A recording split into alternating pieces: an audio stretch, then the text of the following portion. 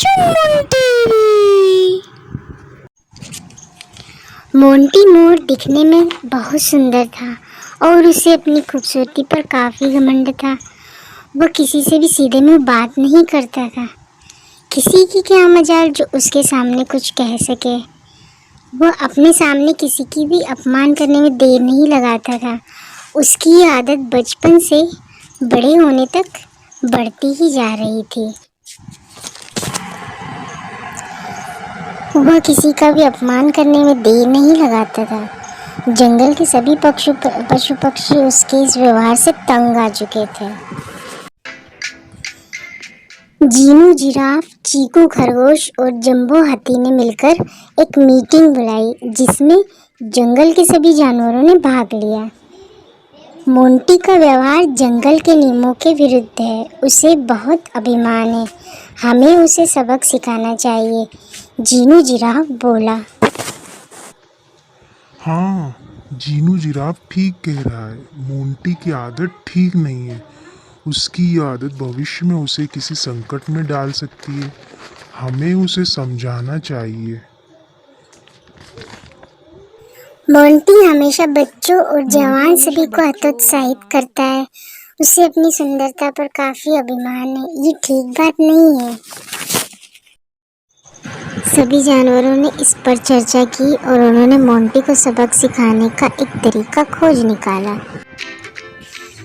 उन सभी की योजना के अनुसार अगले दिन पूरे जंगल में यह खबर फैला दी गई कि एक शिकारी जंगल में घुस आया है और वह अपने साथ सबसे सुंदर पशु या पक्षी को ले जाएगा।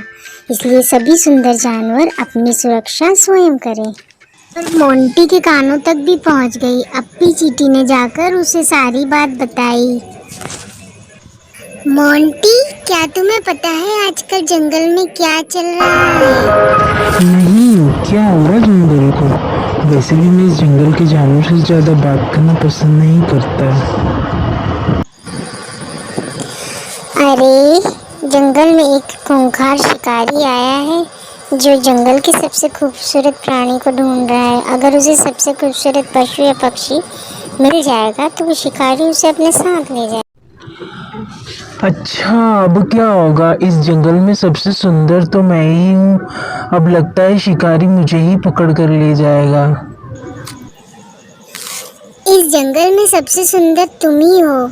मैंने सोचा कि क्यों ना सारी बात तुम्हें बताई जाए। क्यों ना तुम जीनू जिराफ के पास चले जाओ मदद के लिए। वो बहुत ही बुद्धिमान है। वो जरूर कोई समस्या का हल निकालेगा। अप्पी चींटी के कहने पर मोंटी मोर जीनू जिराफ से मिलने गया। अरे मोंटी, आज आप इतनी सुबह कैसे आए?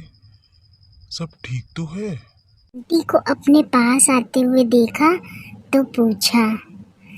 इस पर मोंटी ने दुखी स्वर में सारी बात उसे बता दी। जीनू, कृपया मेरी मदद करो। वो शिकारी मुझे अपने साथ ले जाएगा।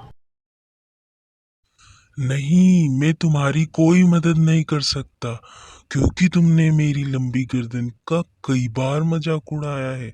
तुम्हारी ये सुंदरता ही तुम्हारे दुश्मन बन बैठी है जिस पर तुम्हें नाज था। मोंटी को जीनू जिराफ की बात का बहुत बुरा लगा और उसे अपने किए हुए बुरे व्यवहार का भी पछतावा था। इसलिए अब वो जंबो हाथी के पास पहुंचा और उसे अपनी आप बीती जंबो, अब इस संकट से तुम ही मुझे बचा सकते हो। मोंटी ने बहुत रुआंसा होते हुए कहा। इस पर जंबो ने पुरानी बात याद दिलाते हुए उसे कहा, मोंटी, तुमने मेरा बहुत अपमान किया है। मेरी लंबी सूंड और मेरे मोटे शरीर का बहुत मजाक उड़ाया है। आज जब तुम पर संकट आया है तब तुम मेरे पास मदद मांगने आए हो। क्या तुम्हें तब नहीं लगा था कि मुझे ऐसा किसी के साथ व्यवहार नहीं करना चाहिए? मोंटी को जंबो की बात सुनकर बहुत ही दुख हुआ।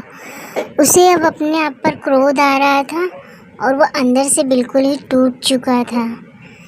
इस तरह से वो कई जानवरों के पास मदद मांगने के लिए पहुंचा, लेकिन किसी ने भी उसकी मदद नहीं की। आखिरकार थक हार कर वो अपने घर पर जाकर बैठ गया। कुछ समय बाद जंगल के सभी जानवर उसके आंगन में इकट्ठा हो गए। उन सबको देखकर मोंटी चौंक गया। शायद अब तुम्हें सबक मिल गया होगा। शिकारी वाली बात झूठी थी, वो बस तुम्हारा अभिमान तोड़ने के लिए हम सब ने मिलकर योजना बनाई थी। मोंटी अब सारी बात समझ चुका था। उसने कहा, मैं अब समझ गया, हमारा व्यवहार ही हमारा आभूषण है। सुंदरता का अभिमान व्यर्थ है। मैं अब से कभी भी किसी का अपमान नहीं करूँगा। हो सके तो मुझे माफ़ कर देना। मोंटी की बात सुनकर सभी जानवरों ने उसे माफ कर दिया। अब सभी खुश थे और मोंटी भी काफी खुश था। सबके साथ मिलकर रहने लगा।